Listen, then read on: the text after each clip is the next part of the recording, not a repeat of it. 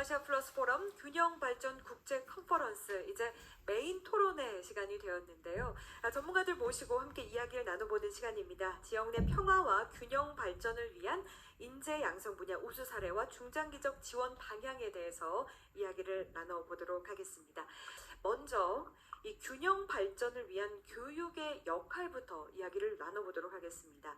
사실 모든 청년들이 일자리를 찾을 때 수도권, 서울을 향해서 집중적으로 나아가고 있고, 그렇기 때문에 기업들도 이 수도권에서 인재들을 찾으려는 경향이 큽니다. 이러한 악순환을 끊고 인재 양성, 일자리 창출이라는 지역의 자생적인 생태계를 갖는 선순환적인 구조를 만들기 위해서 교육이 할 수 있는 일은 무엇일까요? 이런 질문으로 먼저 시작을 해보도록 하겠습니다. 바로 옆에 계시는데요. 우리 김태준 실장님께서 먼저 답을 해주시면 감사하겠습니다. 네, 안녕하십니까. 한국교육개발원 김태준입니다. 지금 사회자께서 이제 질문을 하셨는데, 저희가 이제 그 앞서 발표에서도 공유했듯이 이 지역 발전을 위한 그 생태계라는 이제 개념을 말씀하셨고, 그리고 저희가 이제 그 이러한 그 경제적인 문제, 또 고용상의 문제, 또 굉장히 지역 격차 문제, 이런 것을 이제 지역이 어떻게 극복하느냐, 이런 이슈에 있어서 그런 개념은 중요하다고 생각합니다. 그래서 생태계라는 것은 하나의 어떤 유기체로서 지역을 바라보고 그 스스로 생성하고 성장 발전하는 이런 개념입니다. 근데 제가 이제 좀 말씀드리고 싶은 거는, 저희가 이제 그 지역 발전이나 지역 생태계라고 얘기했을 때 굉장히 경제적인 시각에서 보기 쉽습니다. 그리고 도시의 발전이라든가 이런 걸 생각할 때 물론 복지 차원도 생각을 하지만은, 이제는 저희가 좀 공격적이라고 할까요? 교육이라는 것을 좀 초점에 두고 볼 필요가 있다. 특히 이제 인재 양성에 그 관심을 뒀을 때, 그랬을 때 용어 자체도 이제는 교육 생태계, 지역 교육 생태계라는 것에 좀 방점을 둘 필요가 있다고 생각합니다. 지역 교육 생태계라는 것은 무엇을 얘기하냐면은, 그 교육을 중심으로 놓고 그 지역에 있는 산업체, 그리고 정부기관, 또 지자체, 또 주민, 또 학교가 대학, 이런 것들이 서로 연계를 가지고 서로 이제 유기체적인 그런 관계를 가지고 있는 교육 생태계를 얘기합니다. 거기에서는 그 교육과 고용과 복지가 서로 그 정책적으로 연계되고 서로 이제 의사소통을 통해서 원활하게 그 지역에서 자랐던 그 학생들이 자라나서 성인이 되고 또 자연스럽게 지역 고용과 이루어지고, 그것이 지역의 경제 발전에 기여하게 되는 이런 시스템을 얘기합니다. 그래서 말이 좀 길어졌지만은, 제가 이제 그 질문에 뭐 답이 되는지 모르겠지만은, 일단 교육에 좀 방점을 두고 이제는 그 지역 교육 생태계로, 지역 생태계라는 개념을 지역 교육 생태계로 좀 전환하는 그런 관점이 필요하고, 그랬을 때 지금 질문에서 말씀하셨던 그 수도권 집중 현상이라든가, 또 지역을 자꾸 인재가 떠나가는 이런 그 현상들이 좀 완화될 수 있다. 그리고 무엇보다도 그 교육에서의 어떤 지역에서의 투자, 이런 것이 좀 적극적으로 정부 차원뿐만 아니라 기업이나 혹은 또 그 사회적인 인식조차도 거기서 좀 초점을 둘 필요가 있다라고 이제 생각합니다. 네, 말씀 잘 들었습니다. 이 생태계라는 것이 결국 유기체이기 때문에 스스로 성장하고 발전할 수 있는 그런 시스템을 만드는 것이 중요하다라는 말씀을 해주셨고요. 네, 좋은 일자리에서 이거 꿈을 펼칠 수 있는 지역인의 일자리 창출 정말 중요하다고 할 수 있겠습니다. 무엇보다도 민관, 그리고 기업과, 그리고 지역에서 학생들, 학교 모두 협력이 필요하겠다라는 말씀으로 정리를 해볼 수 있을 것 같은데요. 바로 옆에 광주대 교수님, 자, 광주대학교의 또 이런 상황을 함께 말씀해 주실 수 있을 것 같습니다. 교육의 역할이 무엇일까요? 예, 하여튼 질문부터 상당히 좀 자극적입니다. 그러니까 그 지역에서 학생들이, 그 청년들이 지역을 떠나고 수도권으로 집중하고 있는 그 현실에 대해서 말씀해 주셨는데 지역에서는 이게 단순히 사람이 몇 명 빠져나가는 것이 아니라 지역이 앞으로 발전하고 미래를 디자인하고 또 미래를 책임지고 나갈 그 인력을 상실해 가고 있는 그런 현실에 대한 아픈 지적입니다. 아마 가장 근본적인 원인은 우리 이 국토가 양극화되어 있다. 수도권과 지역 또는 지방으로 양극화되어 있고 여기서 수도권이 갖고 있는 그 기회와 매력이 지역에 살고 있는 청년들을 끝없이 흡입하는 이런 경향이 폭넓게 나타나고 있고 그게 특히나 요즘 이 코로나19 상황에서 더욱더 빠른 속도로 좀 더 심각하게 나타나고 있는 것 같습니다. 그래서 이것을 해결하는 방법은 이 국토의 미래에 대한 또 국가의 미래에 대한 좀 더 거대한 디자인을 할 필요가 있다.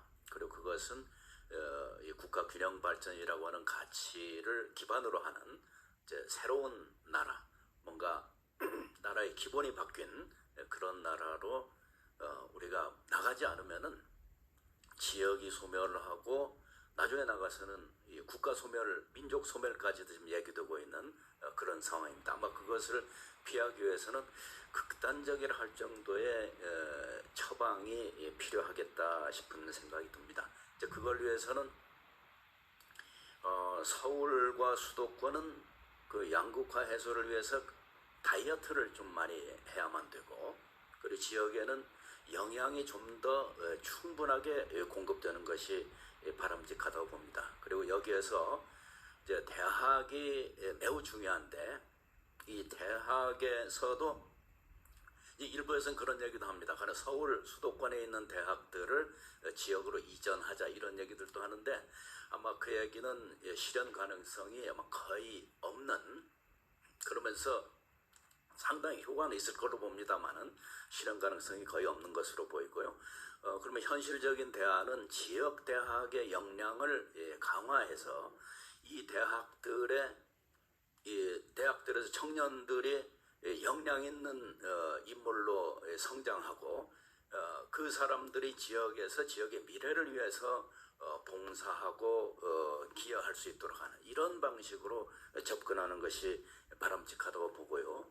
그리고 또 이 문제와 관련해서는 지금까지 이 지역의 지방정부와 기업과 대학의 협력 관계가 거의 되질 않았습니다. 그래서 안 되고 있는 이 부분을 좀 집중적으로 강화해 나갈 필요가 있다. 여기에서 지방정부의 역할이 특히나 중요하다고 봅니다.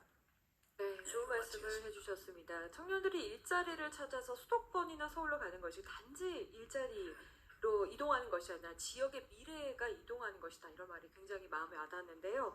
거대한 디자인, 다이어트가 필요하겠다 말씀해 주셨습니다. 아무래도 수도권을 뭔가 이렇게 고도 비만이라고 비유를 한다면 지역이 영양실조 같은 느낌일 것 같아요. 그래서 거대한 디자인, 아주 큰 변화가 필요하겠다라는 말씀해 주셨고요. 교육적 입장에서 대학이 이동을 하면 어떨까라는 말씀. 하지만 조금 실현 가능성이 어렵겠다 이런 말씀을 해주셨는데 서울대 교수님, 서울대가 지방으로 이동을 하면 어떻게 될까요?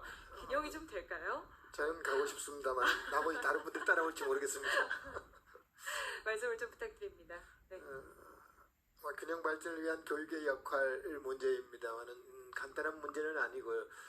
저는 두 가지 측면에서 말씀을 드리고 싶습니다. 첫 번째는 조금 근본적인 방법이고 또 두 번째는 조금 현실적인 대답입니다. 오늘 국가균형발전위원회가 이런 모임을 하는 것 자체가 대한민국이 균형이 아니라 불균형이 심화되었다는 하나의 증거일 수 있다고 생각이 됩니다. 수도권 집중이라는 현상도 나타나고 그리고 저는 또 하나 주목하고 싶은 것은 그 학생들이 공부하는 영역의 그 집중이라는 생각도 듭니다. 아마 많은 학생들이 그 의사가 되고 싶거나 법조인이 되고 싶거나 이런 쪽으로 몰려있는 이런 현상, 이런 부분들을 고쳐나갈 필요가 있다고 보여집니다. 제가 서울대학교에서 하고 있는 일은 학생들이 고등학교 때 전공을 정하지 않고 대학에 와서 전공을 선택하도록 도와주는 일을 하고 있습니다. 그렇게 되면은 모든 분들이 아마 대부분 경영학이나 의사가 되려고 하지 않을까 이런 얘기를 합니다만은 학생들에게 세상을 살아가는 것이 반드시 남을 따라가는 것이 좋다는 것이 아니고 서울로 가는 것이 좋은 일이 아니고 그리고 의사가 되는 것만이 좋은 일이 아니라는 이런 교육을 1년 동안 하고 나면은 상당히 많은 그 영역으로 분포가 되고 균형이 잡힙니다. 다시 말씀드리면은 학생들이 지방에서 일하는 것도 하나의 즐거움이라고 인식할 수 있도록 그리고 의사와 변호사가 되지 않더라도 다른 영역에도 훌륭한 직업들이 많고 할 일이 많다는 그런 적재적소 교육이라고 할까요? 그것을 제가 주장하고 싶고요. 두 번째는 여기 질문하신 대로 아마 수도권에 집중하고 있기 때문에 기업들이 지방으로 가는 게 당연하다고 보고요. 지역에 인재가 없으면 당연히 지역에 있는 기업과 매치해서 인재를 길러야 되고요. 아마 그 사례로서 저는 한국에서 얼마 전에 방송이 되었습니다만은 안동에서 모기업이 바이오 회사를 만들었고 안동대학이 바이오 관련 인재학과를 만들고 이런 것들은 실제로 바이오 산업이 그동안 그 얘기만 바이오라고 했습니다만은 현실적으로 구체화되는 과정이라고 보여집니다. 안동이라는 내륙 지역에 그리고 산악 지역에 바이오 기업이 생겼고 그리고 지방대학이지만 지방공립대 안동대학에 바이오 관련의 학문이 그 학과가 생기고 그리고 기업과 대학이 연계하는 이런 과정들 그리고 국가가 뒤에서 지원해주는 이런 방식 조금 전에 유 교수님이 말씀하셨던 거대한 프로젝트 일환으로도 그것이 가능하지 않을까 생각이 됩니다. 네, 좋은 말씀 고맙습니다. 근본적인 그리고 또 현실적인 대안에 대해서 말씀을 해주셨는데 또 이제 학교에서도 교육을 하고 계시는 교수님으로서 학생들에게 적재적소의 교육에 대한 말씀해 주셨고요. 네, 안동이 좋은 예가 될 것 같습니다. 이게 정말 좋은 본보기 같아요. 산학협력이라고 하는데 안동 이 바이오 기업과 대학교의 매칭 좋은 본보기가 될 것 같습니다. 교육의 역할 말씀해 주셨습니다. 서문대학교 교수님께서도 네, 말씀을 좀 부탁드립니다. 왜 서문대학교는 여기로 옮기면 안 됩니까 대체로? 서울대학교만 어떻게 됩니까? 서문대학교는 서울로 옮기고 서울대학교는 대전으로 옮기고 이렇게 하면은 균형 발전이 잘 될 거라 봅니다. 자, 우리가 우선 이 문제에 대한 인식을 저는 두 가지 관점에서 보자. 아까 우리 그 지령자 선생님 말씀하신 것 같이 수도권에 왜 인구가 집중되는가? 또는 수도권으로 왜 기업이 집중되는가? 여기에 대한 문제인식에서 우리는 해답을 찾아야 돼요. 다시 말해서 수도권에는 인구 분산을 시켜야 될 것이냐. 여태까지 우리는 인구 분산 정책으로 했었거든요. 그러나 이제는 비수도권의 지역에서 인구가 어떻게 들어올 수 있는 유인화할 수 있는 방법은 없느냐. 두 번째는 수도권에 기업이 집중이 되어 있는데 그 수도권의 기업의 분산이라는 측면보다도 비수도권에서 기업을 유인할 수 있는 방안은 없느냐. 이런 그 문제에 대해 가지고 저는 교육의 역할을 한번 보자. 왜냐하면 지역에서 기업하기 좋고 지역에서 대학이나 일자리가 많이 창출되고 그렇다면은 굳이 수도권으로 기업이나 인재가 갈려갈 수 없거든요. 예컨대 카이스트라든가 포항공대라든가 또 유수의 그 지방의 대학들도 또는 꼭 대학만 아니고 초중고에도 지방에 있는 그 초등학교, 중학교, 고등학교도 각 지역에 특화돼서 대안학교 측면뿐만 아니라 충분히 학부형이 오고 학생이 오거든요.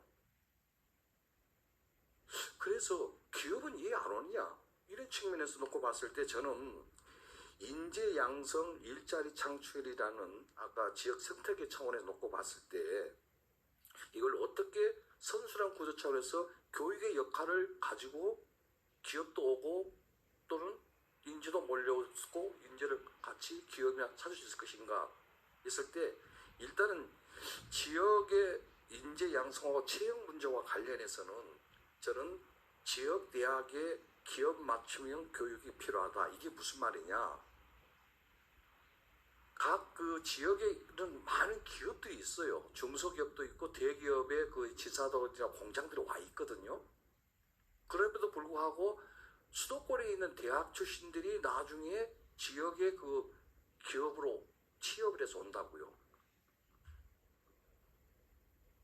그렇다면은 저는 지역의 일대학, 지역 산업학과를 특화시켜서 꼭 만들도록 의무화시키자.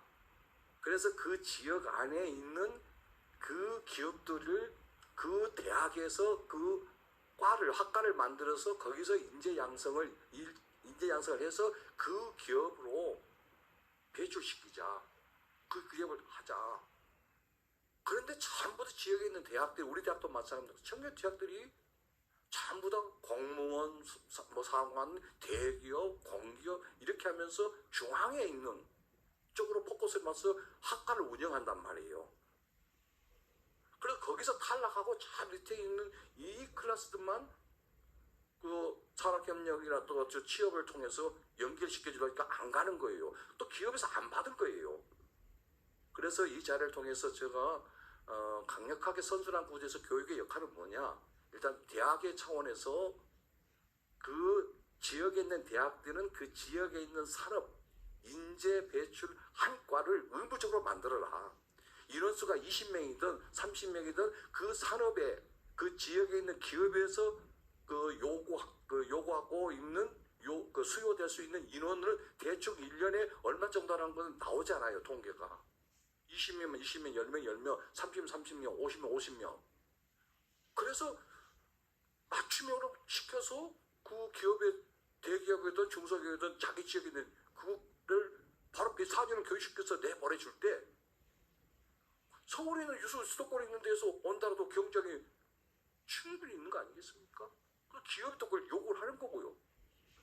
그래서 이런 기업 맞춤에 대한 교육의 역할이 절대적으로 필요하다.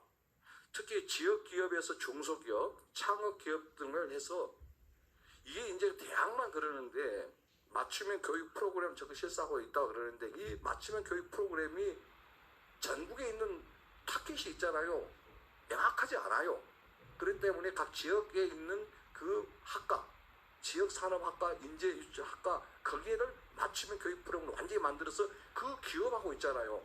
현장 학습 프로그램을 같이 만들어내서 같이 돌려서 직접 투입할 수 있도록 직접 졸업하면 바로 현장 그 기업에서 바로 그 투입할 수 있는 그런 인력들을 하는 그런 그 교육 프로그램이 실시돼야 되고 또한 여태까지 이 일자리 창출하고 인재 양성 이 교육을 행정 학교 중심으로 이게 교육이 이루어졌어요. 그리고 성과 몇 %냐 또 교육에 대한 평가 또 그 교육부서 오라고 또 몇 %냐 몇 %냐 그래서 거기다 지원금을 많이 하냐 지원당이냐 탈락대학이냐 이거 없어야 돼요. 이런 기계적인 행정이 어디가 있습니까? 그래서 실질적으로 이것을 평가를 교육부나 행정이 하지 말고요. 기업이나 있잖아요. 현장에서 그 대학을 평가해 주라 이거예요. 아니 그 대기업이나 중소기업이나 기업들이 요구하는 인원에서 선문대학교가 서울대학교가 몇 명이 우리 이래서 왔다. 그래서 또 야 이건 쓸만한 거다. 이러면서 그 대기업이나 중소기업이나 기업이 평가를 해주라 이거예요. 대학을 학과를 취업에 대한 문제를 왜 교육부가 왜 평가위원들이 교수들이 돌아다니면서 평가를 하냐 이 말이에요. 이해가 확 고쳐야 됩니다. 이게 교육의 역할이에요. 그래서 뭔가 급여 수준의 일자리 교육보다도 삶의 질 있잖아요. 이제는 좀 마인드를 바꿔야 됩니다. 급여를 얼마나 받느냐, 봉급이냐, 안정되냐, 어떠냐, 철밥통이냐 이러지 말고 삶의 질을 위해서 내가 직장을 선택해야 된다는 그런 그 교육에 대한 역할. 그래서 저는 전략적 차원에서 이게 교육의 역할이 좀 필요하다. 그래서 전략적 차원에서 교육의 역할은 이제는 대학 중심도 중심이지만 중요한 건 초, 중, 고등학교에서 그 지역의 대학 또 그 지역의 기업에 접근할 수 있고 지원할 수 있는 그러면서 초, 중, 고의 가족들이나 학생들이나 그 학생이나 교사들이나 학부모들이 그래 우리 대학에 있는 이과를 나왔을 때 이 지역의 기업이나 이 지역의 기업도 이 지역에서 그래 성공한 인물이야. 너는 삶의 질. 그래서 너는 성공한 사람이야. 그래. 이런 초, 중, 고 대학과 연결된 이런 교육의 역할이 돼야지 진정으로 되는 거지. 그러려면 탁사공단에 또 불과하다. 그런 입장을 저는 견지하고 있습니다. 네, 너무 좋은 말씀을 해주셨습니다. 저도 많이 배우는 것 같습니다. 사실 저도 고향이 전라도 지역이라서 뭐 친구들이나 지인들의 그 지역 그 직업이 굉장히 한정돼 있습니다. 공무원 그리고 은행, 철밥통이라고 소위 말을 하죠.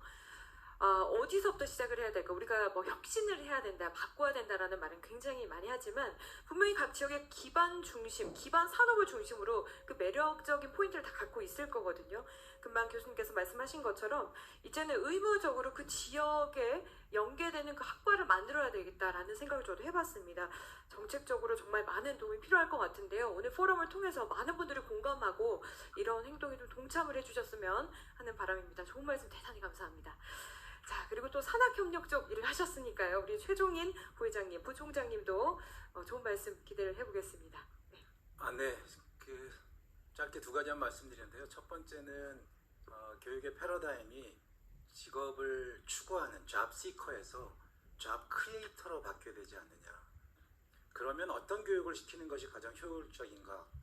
구호 대신에 방법론을 얘기하자면 저는 학생들의 무궁한 아이디어를 낼 수 있도록 하는 아이디어에 관련된 독특한 아이디어를 교육시키고 그 다음에 사회 문제나 시장의 욕구가 어떻게 변화하는지를 실시간으로 파악할 수 있는 고객에 대한 니즈에 대한 교육 그리고 이것을 구현하려면 적절한 기술과 그리고 필요한 지식이 있기 때문에 역량에 대한 교육 그래서 제가 이것을 아이디어, 니즈, capability 이걸 따서 제가 INC, 잉크라고 하는 개념으로 논문으로 정리한 바가 있었습니다.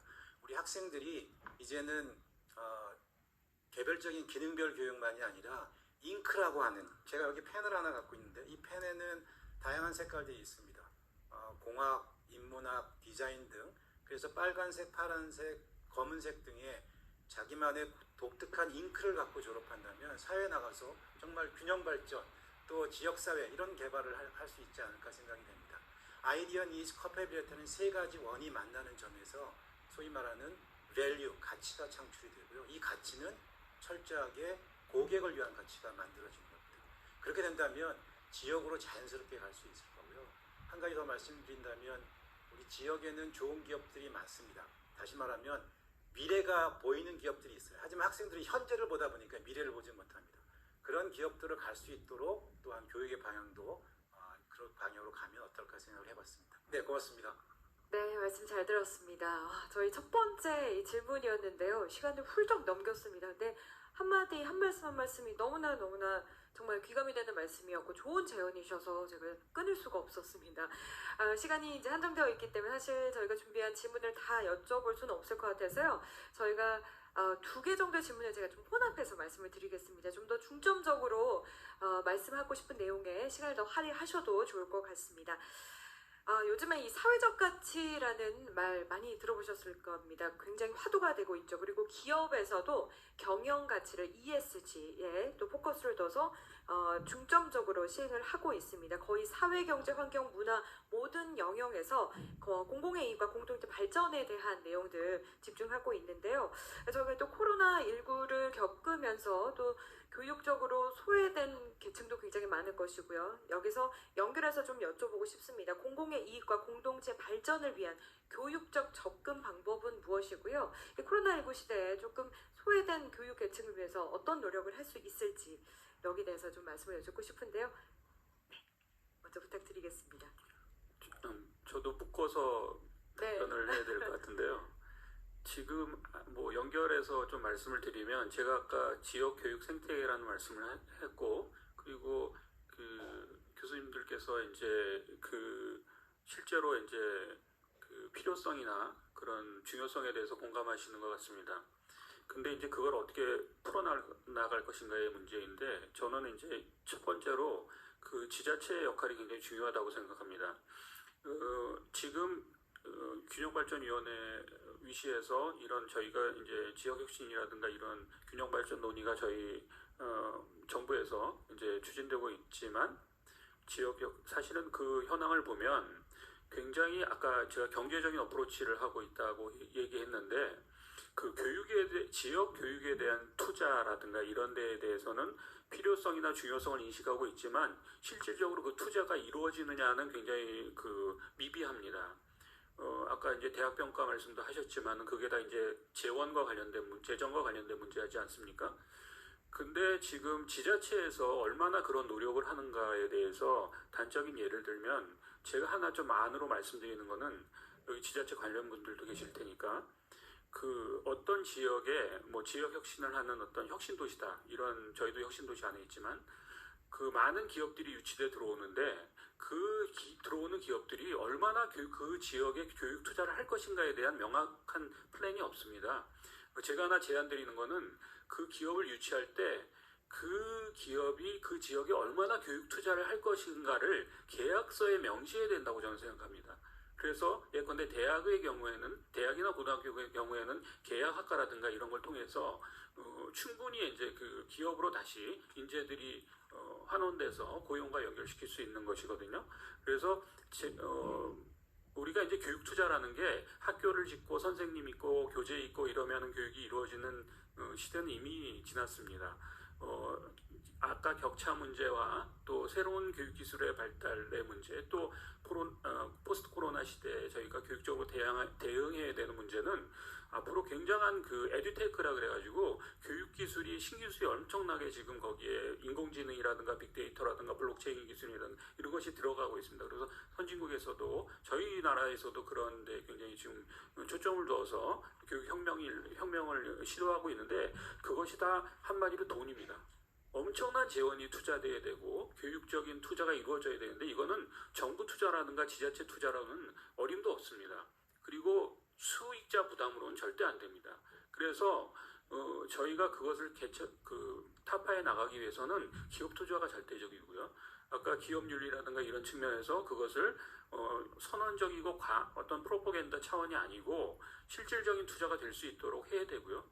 거기서 우리가 하나 더 초점을 둬야 되는 건 뭐냐면 국내 기업 말고 다국적 기업들이 들어와야 됩니다. 지역혁신 지역에 들어와야 되고 다국적 기업뿐만 아니라 대학 같은 경우에 고등학교도 마찬가지겠지만은 다국적 대학이 들어와야 됩니다.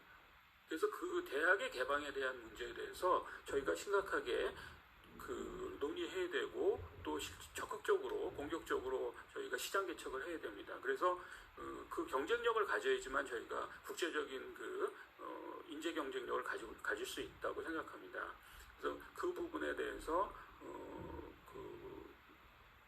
좀 강조하고 싶고 두 번째로 제가 강조하고 싶은 것은 저희 교육의 미래를 바라보는 측면에서 포스트 코로나 시대에 대비한 교육의 방법론의 문제입니다. 앞으로 굉장히 많이 바뀔 겁니다. 지금 바뀌고 있고요. 비대면 교육, 원격 교육 많이 바뀌고 있지 않습니까? 근데 이것이 상상하는 것을 넘어서서 인공지능이라든가 아까 말씀드렸듯이 빅데이터 기술이라든가 블록체인 기술이라든가 이런 것들이 굉장히 지금 변하고 있기 때문에 거기에 대한 개발과 교육 투자 이런 것들을 지역에서 오히려 선도해 나가는 왜 선도해 나가야 되냐면은 중앙부처에서 그것을 디자인해서 그 플랫폼을 만들어서 그것을 일괄적으로 적용하게 하는 것은 굉장히 한계가 있습니다. 가이드라인 정도는 줄 수 있겠지만은 결국에는 지역에서 실험 과정을 거쳐서 개발해야 되고 투자해야 되는 상황입니다. 그래서 그런 부분들의 교육 투자가 엄청나게 이루어져야 되는 것이고 제가 한 가지 예를 들자면은 이미 제가 교육개발원 들어온 지 지금 20년 됐습니다. 20년 제 입사할 때 핀란드를 갔었어요. 근데 그때 노키아를 제가 방문을 했는데 노키아가 그때 교육과 R&D 투자에 자기네 기업의 순이익의 50% 이상을 투자한다 그러더라고요. 그래서 그거는 완전히 공기업보다도 더한 투자이거든요. 그렇게 투자하지 않으면 교육혁신이라는 건 이루어질 수 없습니다.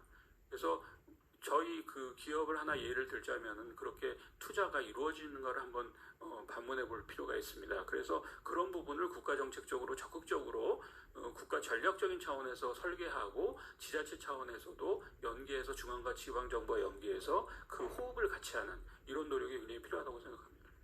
네, 좋은 말씀 너무나 감사합니다. 국가 전략적인 정책이 필요하겠다. 기업 투자에 또 많은 기대를 해보도록 하겠습니다. 정말 코로나로 인해서 사회, 정치, 경제 그 어느 분야도 영향을 받지 않은 부분이 없습니다. 교육은 더욱더 그랬고요. 갑자기 우리 학생들이 학교를 못 가게 되면서 에듀테크가 굉장히 빠른 시일 내에 또 발전을 하게 되었는데요.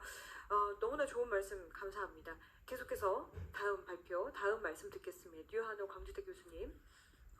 예, 그 사회적 가치 그리고 포스트 코로나 시대에 우리 교육이 어떻게 갈 것인가 뭐 이런 문제에 대해서 우리 사회가 전반적으로 아직 잘 모르고 있는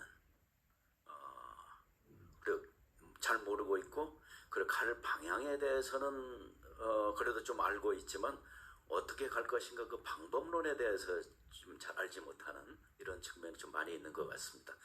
첫째 사회적 가치 이야기는 우리 한국 사회에 본격적으로 등장한 지 그야말로 몇 년 되질 않고 있고 지금 정부 부문에서는 사회적 가치 이야기를 하고 있지만 실제로 가령 공공기관이나 기업에서 이것을 어떻게 실천할 것인가 부분에 대해서는 아직 잘 모르고 있고 그 방법도 지금 제대로 모르고 있는 것 같습니다.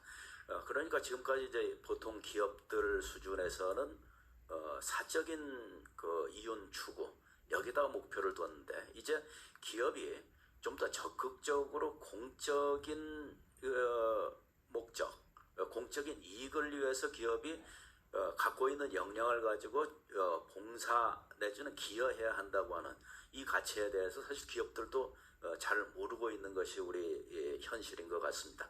그리고 이 문제는 대학에서도 역시 마찬가지입니다. 그동안 대학은 우리가 상아탑이라고 하는 그 성격이 오래전의 이야기가 아니라 지금도 여전히 지역사회와 소통하지 않고 지역사회에 책임지지 않고 대학 자체적으로 그냥 존립하는데 급급한 이런 모습들을 보여왔는데 이제 대학들도 본격적으로 사회적 가치 실현을 위해서 대학이 어떻게 기여할 것인가 부분에 대해서 본격적인 고민과 방법을 개발해야 된다고 봅니다. 이제 지역 수준에서 보면은 지역에서 지역의 미래를 위해서 앞장서서 협력해야 될 기관들이 보면은 지방정부가 있고 대학이 있고 공공기관들이 있고 그리고 언론도 있고 뭐 그렇게 되겠습니다만은 이들 사이의 협력 관계가 지역사회에서 거의 좀 이루어지지 않고 있다. 우리 이 부분에 대해서 좀 더 적극적으로 주목할 필요가 있고 이들의 협력과 융합과 소통을 어떻게 해나갈 것인가에 대해서 좀 더 집중적인 고민과 실행이 필요하다고 봅니다. 그래서 저는 이 문제를 해결하는 하나의 방법으로서 이제 요즘에 얘기하는 그 리빙랩 방식이 상당히 유용한 방법이 아니겠는가.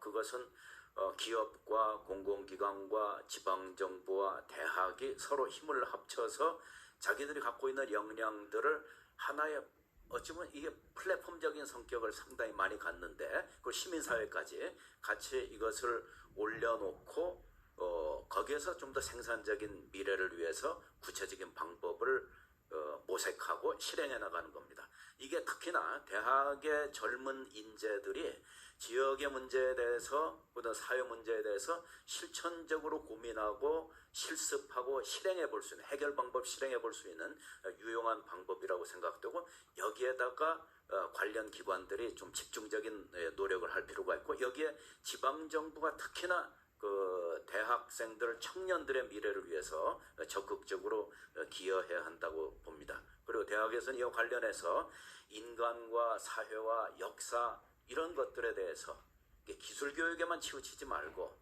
이런 사람들의 그 본질적인 문제에 대해서 탐구하는 이와 같은 교양 과목들을 좀 더 많이 만들어낼 필요가 있다. 그래서 사회적 가치를 중시하는 분위기를 대학서부터 적극 만들 필요가 있다. 이렇게 생각하고 있습니다. 네, 너무 좋은 말씀이었습니다. 리빙랩 저도 이걸 잘 알고 있는데 아무래도 그 지역의 목소리, 현장의 목소리를 듣는 게 가장 중요한 것 같습니다. 지역을 잘 아는 사람들은 당연히 지역에 살고 있는 주민들일 거고요. 시민들일 거기 때문에 이런 리빙랩 같은 이런 프로그램 플랫폼이 굉장히 활성화됐으면 하는 바람입니다. 좋은 말씀 감사합니다. 자, 양일문 서울대 교수님. 저는 먼저 그 자크 아탈리라는 그 프랑스 경제학자 말을 인용을 하고 싶은데요. 앞으로 이 세상이 존속하기 위해서는 대학에서 혹은 중고등학교에서 이타주의 교육을 해야 된다. 남을 위한 교육을 해야 된다. 이런 이야기를 했습니다. 이게 어떤 종교인이 얘기하면은 흔히 할 수 있는 이야기입니다만은 경제학자가 지금 현재 21세기의 세계를 분석하면서 나온 말입니다. 그 이야기의 동기는 이 자본주의 사회에서 모든 사람들이, 모든 기업들이 자기 이익을 추구하기 위해서 행동하고 기업을 운영하고 있습니다. 아마 이런 방식으로 앞으로 계속 진행된다면은 이 지구가 생존하기 어려울 거라는 환경 문제라든지 여러 가지 이야기되는 문제가 있습니다만은 생존하기 어렵다고 해서 결론적으로 우리 인간이 지금부터는 이타주의, 아마 자기를 희생하는 뜻은 아닙니다. 나와 남이 공존할 수 있는 방법, 그리고 나와 세상이 공존할 수 있는 방법을 찾아야 된다는 이야기를 하고 있습니다. 아마 사회적 가치라는 의미도 이런 부분에서 우리가 확인할 수가 있는데요. 자본주의 사회에서 내가 하는 일 혹은 기업이 하는 일, 이익만 추구할 경우에 이것이 과연 오랫동안 지속 가능할 것인가, 이런 고민에서 나온 문제라고 보입니다. 그래서 대학에서 혹은 중고등학교 교육도 나의 이익뿐만이 아니라 다른 사람의 이익까지 배려할 수 있는 이런 교육, 이런 시스템을 이제는 도입할 때가 되지 않았나 보여지고요. 그런 이런 관점에서 저는 이 코로나 시대에 한 가지 죄송합니다. 특이한 현상을 관찰할 수 있었습니다. 동네 공원에 가면은 코로나 시대에 사람들이 많이 나오고 있고요. 제가 어떤 조합으로 나오는지 보니까 부부가 많이 나오는 것 같습니다. 대한민국의 아주 긍정적인 현상인 것 같고요. 그리고 가족 단위로 공원에 많이 나와서 행동을 하고 있습니다. 그래서 저는 이 공원이라는 이 방식, 우리가 모든 사람들이 같이 즐길 수 있는 이런 공원식 방식으로 앞으로 사회를 시스템을 만들어야 가지 않을까 생각을 했습니다. 경제학자들 중에 이 공유지, 아마 주인 없는 땅이라면 모든 사람들이 와서 자기 이익만 추구할 것이다, 이런 이야기를 합니다만은 이 공원이라는 시스템은 모든 사람이 즐거우면서도 관리가 되고 어떤 의미에서는 사람들이 와서 꽃도 심는 이런 방식이라고 보여집니다. 이것이 가능한 것은 그냥 주인 없는 땅이라면은 각자 와서 자기 이익만 추구하겠지만 각 지역 정부 혹은 지역 자치제가 공원을 관리하고 있는 것 같습니다. 그래서 관리자가 있다면은 이런 공유된 영역에서 새로운 방식의 가치가 나올 수 있지 않을까, 이런 생각을 합니다. 네, 좋은 말씀 고맙습니다. 이타주의 교육의 필요성을 말씀해 주셨습니다. 그렇죠. 계속해서 공공의 이익, 서로 함께 잘 살고 상생하고 연대할 수 있는 그런 교육이 대학 때부터도 그 전부터도 당연히 실행이 되어야 될 거고요. 이후에 우리 포스트 코로나라고 하죠. 탄소 중립 기후 환경도 같은 선상에서 생각해 볼 수 있을 것 같습니다. 어렸을 때부터 그런 마음을, 그런 교육을 가져야 된다는 생각 저도 깊이 공감합니다. 자, 교수님. 우선 그 사회적 가치를 실현하는 교육적 접근법은 여러 가지 있는데 박광국 교수가 미래 인재가 갖춰야 할 요건을 포스트 C를 이렇게 하는 글을 읽었습니다. 소통 능력, 커뮤니케이션, 그다음 비판적 사고력, 크리티컬 띵킹, 창업, 크리에이티비티, 해법 능력이죠. 콜라보레이션. 그래서 포스인데, 자, 이러한 인재가 갖춰야 할 요건 이 자체가 사회적 가치를 실현하기 위한 한 교육적 접근을 할 때 우선 행정적인 체계 자체에서 교육 행정적인 체계 자체에서 교육적 가이드라인이라는 측면이 어떻게 되어 있느냐, 이게 하나의 방법론상에서 우리가 살펴볼 수 있고요. 또 하나는 두 번째, 사회적 가치 실현을 위해서 그렇다면 각 초, 중, 고 대학의 교육적 프로그램은 어떤 식으로 좀 구성되어 있느냐, 이걸 분석해서 들어가는 방법이고요. 세 번째는 사회적 가치 실현을 위해서 그러면 교육 내용 체계 컨텐츠가 어떻게 되어 있냐, 초, 중, 고 대학에서. 그 다음에 네 번째는 사례, 국내의 사례에서 현장에서 어떻게 되어 있느냐, 이런 방법론적인 교육적 방법론적인 그런 측면에서 일반적으로 살펴볼 수 있어요. 아까 우리 허태정 시장님께서 트윈 기법을 한다 그랬잖아요. 계라브미 같은 그런 경우도 사례적 접근법에서 중요한 하나의 접근법이 됐었거든요. 자, 이런 측면에서 놓고 봤을 때 그렇다면은 우리 포스트 코로나, 뭐 위드 코로나도 마찬가지입니다. 뭐 포스트 코로나 시대에서 그렇다면은 어떻게 그 교육의 역할은 또 필요한 거야? 이렇게 놓고 봤을 때 이제 디지털 혁명 있잖아요. 비대면, 뭐 4차 산업혁명, 뭐 이런 건 이제는 뭐 되돌릴 수 없는 시대적 대전환의 조류 아닙니까? 커플레스급 대전환의 그 요구 물결이기 때문에 이 물결을 벗어나려는 방법이 없습니다. 벗어날 수도 없고요. 타고 빨리 가고 있고 그런 측면에서 우리 한국은 이미 빨리 올라타서 경제 규모상 또는 수출 규모상 그 다음에 또 1인당 GNI에서 뭐 3만 달러 놓고 그 다음에 수출에도 무역교역에서 수출해서 5위가 되고 규모상에도 이미 9위에 경제되고 선진국에서도 이미 7위에 선진국에 됐기 때문에 이제는 우리는 선진국으로서 역할에 맞는 교육에 이제 배를 타고 같이 가야 되는데 이때 아까 사회적 가치 교육의 공공성이 필요해지는 거죠. 사회적 가치, 사회적 기업, 공공 가치, 사회적 책임, 사회적 기업 이런 것이 필요하기 때문에 저는 이게 우리 영유아 있잖아요. 유아, 유치원, 영유아 이 교육기관은 담당이 어딘지 아십니까, 여러분? 제가 보건복지부입니다. 초중등은 교육청, 각 광역시도 교육청 산하예요. 대학은 교육부입니다. 직업훈련은 고용노동부예요. 이게 지금 시대에 맞습니까? 회복, 아까 4시 됐잖아요. 콜라보레. 이게 맞습니까? 하나도 안 맞아요. 창의력들, 개발력들 하나도 안 맞아요, 이게. 정말. 이게 지금 말하면 교육 대상별로 놓고 봤을 때 이런 책임 부처가 각각 나눠져서 부처 이기주에서 여러분 예산에부터 일원부터 해서 또 중복 예산, 중복 업무, 중복 과제, 중복 사업 그게 우리 예산 낭비 아니겠습니까?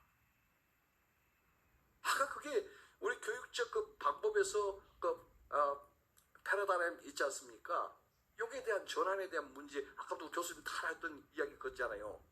중앙지법 지역중심 이래서 이런 문제에 있어서 이제는 제가 이 자리를 통해서 제안하고 싶은 것은 교육가치 실현을 위한 위원회를 하나 구성해서 이걸 전부 다 모으면 좋겠어요. 다 모아요. 아까 영유아 초중등 일단은 대학에 있는 거 있잖아요. 또 직업 따로 있는 이걸 다 모아서 여기 대통령 직속에서 아니면 국무총리 직속에서 이 가치 실현 계획에는 공교육, 사회적 교육을 이걸 실현해야지 가능한 거지. 그렇지 않으면 아주 어렵다.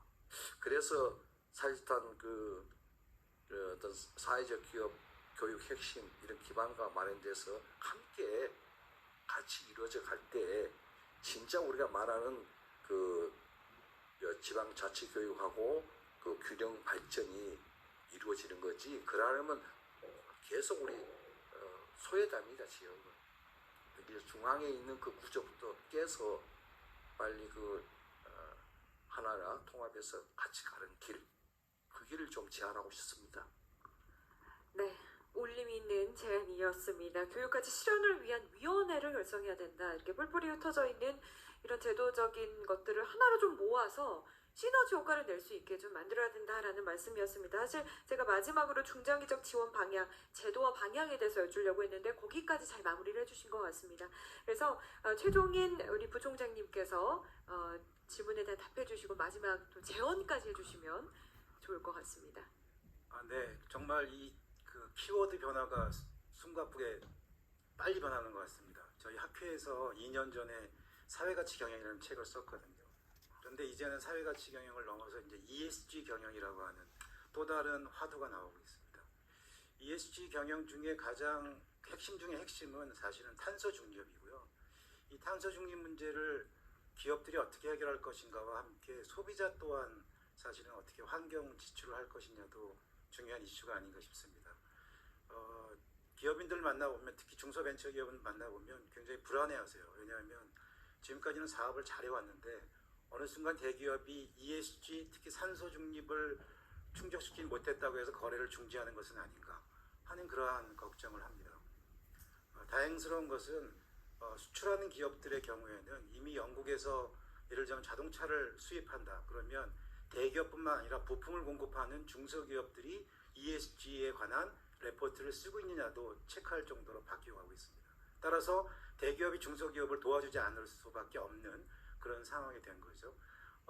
여기에 지자체도 어떻게 중소기업의 ESG 경영을 할 수 있도록 지원해 줄 것이냐, 이것도 매우 중요한 요소라고 생각이 됩니다.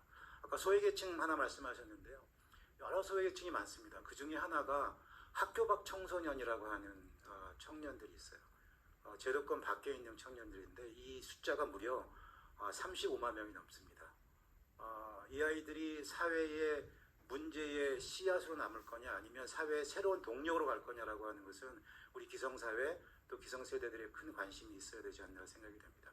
물론 지금 하고는 있어요. 어떤 교육을 하고 있냐면 바리스타 교육, 이미영 교육 이런 것들을 하고 있는데 그런 교육만이 아니라 사실은 그들에게 4차 산업혁명, 코딩 교육 이런 교육들을 시켜서 미래 세대의 어떤 새로운 변화의 모멘텀이 되도록 해야 됩니다. 혁신은 중심에서도 일어나지만 주변부에서 일어나잖아요. 주변에 있는 아이들에게 그런 기회를 주는 게 중요하다고 생각이 되고요. 사실은 지역의 인재가 많이 양성되고 있습니다. 근데 인재들이 다 떠나죠. 사실은 예산제도 측면에서 이런 정책을 해봤으면 좋겠어요. 지역대에 많은 예산을 지급을 하는데 그 많은 학생들이 지역에 머물지 않고 떠나게 되면 예산의 일정 부분은 인센티브로 주는 거예요. 많은 대학들이 그런 노력들을 기울인다면 지역에 많이 머물 수 있을 것 같고요. 지역 대학을 정의 내릴 때 OECD는 이렇게 정의 내립니다. 지역에 존재하는 대학이 아니라 지역을 위한 대학이다 이렇게 내립니다. 광주대학, 선문대학, 한밭대학이 지역에 존재하는 대학이냐 아니면 지역을 위한 대학이냐는 학생들이 얼마나 지역에 머무느냐를 평가하고 그 평가를 결과를 토대로 해서 예산의 일정 부분을 인센티브를 주면 좋다고 생각이 됩니다. 아까 마무리 말씀하라고 하셔서 저는 아까 제가 잉크라고 하는 인재를 말씀드렸는데요. 잉크의 오늘 큰 주제인 피스, 평화를 합치면 핑크가 되지 않나는 생각을 해봅니다. 네, 감사합니다. 너무 좋은 말씀 마무리였습니다. 좀 직접적인 아주 적극적인 어떤 정책이 필요하다는 말씀해 주셨습니다. 기업에게는 인센티브를 주고 아까 말씀하셨지만 지역 특화 학과를 꼭 개설해야 하고 또 기업이 그 지역을 위한 투자를 좀 적극적으로 직접적으로 할 수 있는 어떤 제도와 정책적인 그런 역할이 필요하겠다라는 말씀으로 마무리를 해주셨습니다. 사실 저희가 한 50분 가량을 시간을 잡고 이제 메인 토론을 준비를 했는데 말씀 하나하나가 저도 정말 많이 배웠습니다. 시간이 어떻게 가는지도 모르게 이렇게 시간이 갔는데 마무리 말씀을 제가 이제 두 분께는 요청을 드렸고요.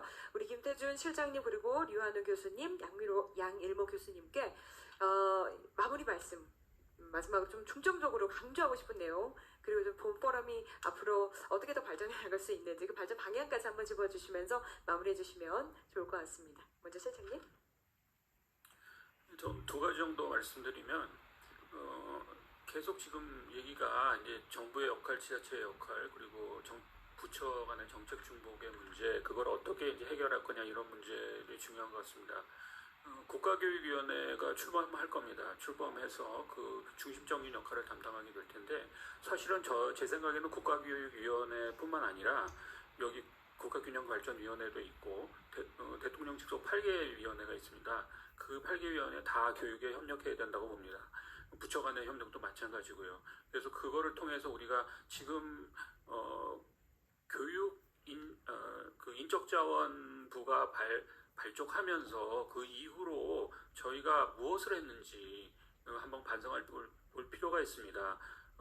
거기서 만약에 진전이 안 됐다면 저희가 10년 이상 뒤진 거거든요. 이미 핀란드는 그 내셔널 보드 오브 에듀케이션이라는 국가교육위원회 조직이 제가 아까 말씀드렸던 20년 전에 출범했습니다. 노키아가 그래서 탄생을 했고요. 그래서 그런 그 모범 그 어떤 혁신 사례를 우리가 탐구할 필요가 있습니다. 물론 그거는 중앙정부 차원에서만 해결되는 문제는 아니고 아까 말씀드렸듯이 지자체라든가 대학, 일반 이제 그 단체들도 협력해야 되는 상황입니다. 두 번째는 이제 그 에듀테크에 대한 문제를 제가 아까 말씀드렸고, 그 디지털라이제이션이라는 것은 이제 그 한거할 수 없는 그런 이제 흐름이라고 말씀들을 해주셨습니다. 거기서 또 하나 우리가 연결시켜서 생각해 볼 수 있는 게 아까 이타주의를 말씀하셨는데, 그런 부분에서의 그 중요성을 어떻게 지금 현실적인 문제와 결부시켜서 우리가 뭐 평화 문제까지 포함해서 생각해 볼 필요가 있습니다. 우리가 이제 사실은 그 디지털라이제이션이 의미하는 것은 인간과 인간의 상호작용뿐만 아니라 앞으로 로봇과의 상호작용, 기계의 상호작용, 또 기계와 기계의 상호작용의 문제에서 우리가 이타성이라든가 혹은 학술적으로 좀 얘기하면은 사회적인 지식 그리고 감성적인 어떤 우리 지식 이런 것들이 우리가 핫 코그니션이라고 그러거든요. 콜드 코그니션이 아닌 그런 것들이 어떻게 그 작용하는가의 문제입니다. 그래서 그런 데의 교육이 어떻게 이루어지는가의 문제인데 제가 뭐 이미 여러 군데에서 제안했지만은 다시 한번 강조드리고 싶은 것이 그 디지털 시민 교육에 관한 것입니다. 그래서 이미 오래전부터 10년 이상 그 이전부터 선진국에서 앞서서 그 DEC라 그래가지고 디지털 시티즌십 에듀케이션에 관한 교육들을 하고 있습니다. 유럽연합 같은 경우에는 유럽연합이 중심이 돼가지고 유럽의 그 소속 그 멤버십 국가들에 대한 그 많은 그 교육적인 활동을 하고 있습니다. 뭐 교재 개발, 뭐 거기에 대한 그 교육 인프라, 뭐 앞으로 아마 더 그렇게 될 것입니다. 그래서 그런 부분에 대해서 우리가 디지털라이제이션의 교육이라든가 이런 부분에 가장 굉장히 중요한 부분을 차지하는 것이 시민교육입니다. 그래서 디지털 시민교육을 우리가 앞으로 어떻게 그 어렸을 때부터 그 평생교육에까지 그것을 집어넣을 것인가, 또 어떻게 그 원활하게 해나갈 것인가의 중요한 문제라고 생각합니다. 네, 고맙습니다. 디지털 리터러시라고도 하는 시민 교육에 대한 또 중요성 말씀해 주셨습니다. 네, 교수님. 저는 이 시대의 코드를 좀 잘 읽어야 되겠다, 뭐 그런 생각입니다. 즉 우리가 이른바 대전환의 시대라고 얘기를 하고, 그 대전환은 크게 보면은 아날로그 시대에서 디지털 시대로 전환하는 거고, 그 디지털 시대로 전환을 4차 산업혁명 시대다, 또는 AI 혁명의 시대다, 뭐 이런 식으로 이야기를 하고 있습니다. 이 디지털 시대의 근본적인 중요한 특징은 여러 주체들 사이에 이 소통과 협력, 그리고 네트워킹, 그리고 융합, 이게 이제 기본 시대의 코드라고 생각을 합니다. 그래서 이런 것들을 위해서 우리 교육도 바뀌어야 되겠고, 교육뿐만이 아니라 그 교육을 둘러싸고 있는 온갖 주체들과 그 환경이 동시에 바뀌고, 이들 사이에 소통과 협력의 네트워크를 만들고 거기에서 뭔가 융합의 결과를 만들어낸 이런 준비와 이런 연습을 하지 않고서는 우리 사회의 미래를 긍정적으로 보기 어려울 것이다라고 생각합니다. 그리고 그동안 우리는 경계를 너무 많이 두고 살았는데, 그 경계들을 하여튼 빠른 속도로 극단적으로 허물고, 그 허물어낸 경계를 넘어서서 관련 주체들이 소통하는, 협력하고 융합하는 그런 시스템을 잘 만들어갈 수 있기를 바랍니다. 네, 말씀 고맙습니다. 교수님. 균형발전 포럼의 발전 방안에 대해서 말씀을 드리겠습니다. 이번에 그 3회라고 한 것 같은데요. 아주 멋있는 이 국제 컨퍼런스에 참석해서 그리고 이렇게 대화할 수 있게 돼서 영광입니다. 내년에 만일 이게 다시 열린다면 지금 올해도 성공적이지만 뭔가 바뀌어야 더 성공적일 것 같습니다. 지금 위에 단상의 사회자분을 빼면은 제가 보기에는 다 중년 이상인 남성이 차지하고 있는 것 같습니다. 아마 내년에는 이 자리에 청년이 와야 될 것 같고요. 그리고 여성이 등장을 해야 될 것 같습니다. 아마 우리 사회가 불균형이라고 하는 것이 수도권, 서울과 지방의 불균형뿐만이 아니라 이런 그 기성세대와 청년 사이의 불균형도 있고 남성과 여성 사이의 불균형도 있습니다. 이런 불균형을 바로잡기 위해서 기존의 서울 혹은 남성, 이런 그 중년 남자라는 것이 잘한 게 별로 없는 것 같습니다. 앞으로 바뀌기 위해서는 키워드를 청년, 여성, 지역 이런 쪽으로 옮겨가야 되는 시대가 된 것 같고요. 그다음에 이 컨퍼런스가 대부분 그 전문가들이 나와서 발표하는 방식이었습니다만은 요즘 대학 교육에서도 교수가 가능한 한 말을 적게 하는 것이 가장 좋은 수업이다. 이런 그 교육안이 나와 있습니다. 대신에 학생들이 가장 많이 발언을 하면은 훨씬 더 훌륭한 수업이 될 수 있다. 아마 이런 토론회도 마찬가지 같습니다. 참석하신 분들이 서로 대화하는 방식이고 그리고 사회자는 조율하는 방식으로 진행되었으면 좋겠습니다. 자, 이상입니다. 네, 말씀 대단히 감사합니다. 네, 마지막으로 한 말씀 하시겠습니까? 네, 예, 교수님. 일단 그 독일 그 통일 그 이후에도 마오에르긴 코펜에서 머릿속의 분단, 디비전 오브 마인드, 마음의 분단. 쉽게 말하면 우리 지금 오늘 이게 공간적 차원에서의 어떤 교육적 접근, 이 문제는 결국은 우리가 문화적 차원, 아까 사회적 가치도 있지만 문화적 차원, 그래서 WCO에서 내걸고 있는 장벽을, 문화를 통해서 장벽을 깨부수면서 나아가자는 이런 측면에서 우리는 일단 그 균형 발전, 여태까지 공간적 차원에서의 그 균형 발전도 했었지만 이제는 마음의, 머릿속의 마음의 문화적 균형 발전도 좀 앞으로 그 국가균형발전위원회가 했으면 좋겠다. 각 도시개혁이나 국토 발전 그런 저 제한된 것이 아니라 이제는 그 공간, 국토 공간 안에 있는 구성원들, 사람, 그 사람들과 함께 할 수 있는 문화, 교육의 차원에서 평화와 균형발전 포럼이 그런 방향에서도 앞으로 좀 전진했으면 좋겠다.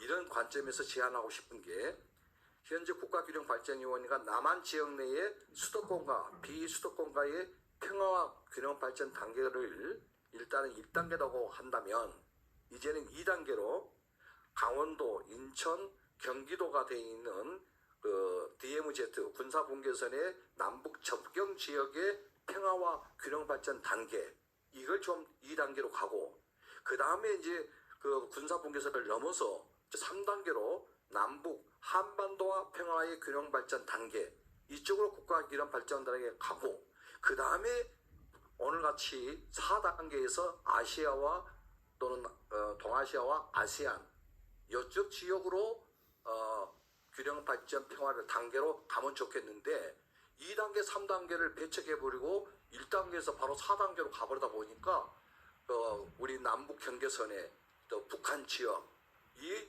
한반도 국토 균형 전반적인 입장에서 붕 떠버리는 이런 측면이기 때문에 이런 측면에서 앞으로 우리 포럼도 같이 가졌으면 좋겠다. 한반도 포럼이나 WCO가 문화를 통해서 교육을 통해서 그 다음에 경제 성장을 같이 갈 수 있는 그런 걸 좀 보셨으면 좋겠다는 제안을 드립니다. 감사합니다. 네, 이렇게 해서 마무리 말씀까지 들었습니다. 정말 한 말씀 한 말씀이 너무나 정말 좋은 말씀이었고요. 정말 깨달음이 있었던 그런 메인 토론의 시간이었습니다. 다음 내년에 진행될 저희 포럼이 너무나 기대가 됩니다. 아까 말씀하신 것처럼 직접 이 현장의 목소리 그리고 지역의 목소리를 들을 수 있는 청년들도 초대를 하고요. 또 성비 균형도 좀 맞춰서 여성분들도 현장에 초대를 해서 그때는 좀 코로나가 많이 잠잠해지고 모두 다 평화롭게 이야기를 나눌 수 있을 것 같습니다. 그리고 또 저희가 시간이 좀 있었다면 DMZ 문제, 남북 평화 문제에 대해서도 좀 여쭙고 싶었는데 사실 저희가 시간이 어느덧 훌쩍 지나서 좀 생략한 아쉬움이 있습니다. 내년에는 프로그램 좀 더 풍성하게 넉넉하게 짜서 많은 분들의 그런 고견을 들을 수 있기를 희망합니다. 아마 주최 측이 잘 반영할 거라고 생각을 합니다. 오늘 좋은 말씀 너무나 감사합니다. 많이 배웠고요. 저는 이런 생각을 해봤습니다. 이게 지역이 없는 나라는 미래가 없다. 그리고 또 국토의 균형 발전이 국가 경쟁력 그리고 또 국가의 삶의 질을 결정한다라는 생각을 해봤고요. 고르게 잘 사는 나라일수록 국민은 모두 행복합니다. 우리가 행복할 수 있는 그런 방향을 찾아서 그 방법을 찾아서 함께 계속해서 노력해야겠다라는 생각을 해봤습니다. 자, 오늘 논의된 내용들 그리고 저희가 이 포럼에서 준비한 모든 프로그램들이 잘 하나로 연결이 되어서 지역의 평화 또 지속 가능한 균형 발전이 있기를 바라겠습니다. 자, 이렇게 해서 패널 토론, 메인 토론의 시간 마무리하도록 하겠습니다. 좋은 말씀 해주신 5분께 큰 박수 부탁드리겠습니다.